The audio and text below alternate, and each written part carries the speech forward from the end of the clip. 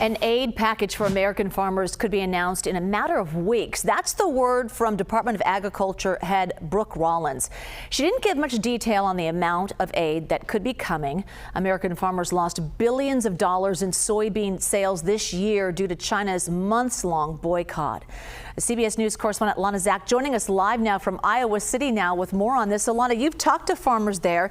Tell us about the pressures they're facing and what they say they want from the government.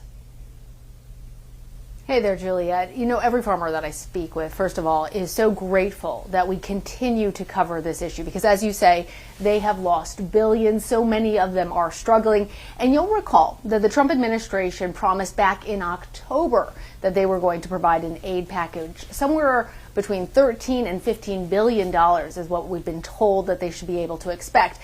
But when the government shutdown happened, that was put on ice, and ever since then, farmers have been eagerly awaiting any word about what that deal is going to actually look like, when they might be able to receive some of that aid.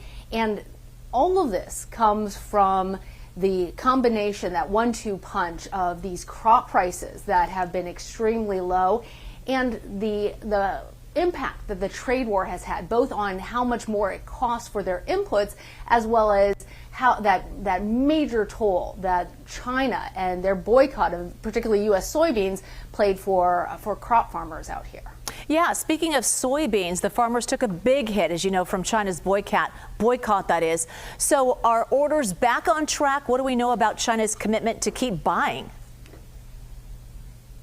Back on track is an interesting way of putting that, Juliet, because they are starting to buy. So far, we're just shy of about 2 million metric tons of orders by China. The deal that was announced after President Trump met with Chinese President Xi Jinping was that China this year would purchase somewhere around half of the amount of soybeans that they normally purchase. And when we're talking about 12 million metric tons as opposed to about 25 million metric tons, that's going to make a major impact for U.S. farmers. There's something that's particularly interesting that Reuters right now is reporting.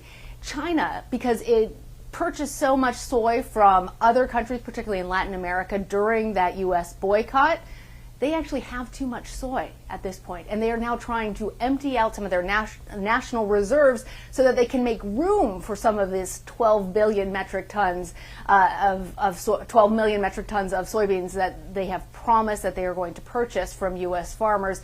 So there are many people in this field that are skeptical that even half as many orders for U.S. soybeans will come through this year. They're not sure that that's going to happen. All of this has led to a little bit of a decrease in the amount that soy is currently selling for on U.S. futures markets. And for farmers who are awaiting, again, that aid package that was promised to them, it's just more uncertainty. Oh, boy. All right. Lana Zak. Lana, thank you.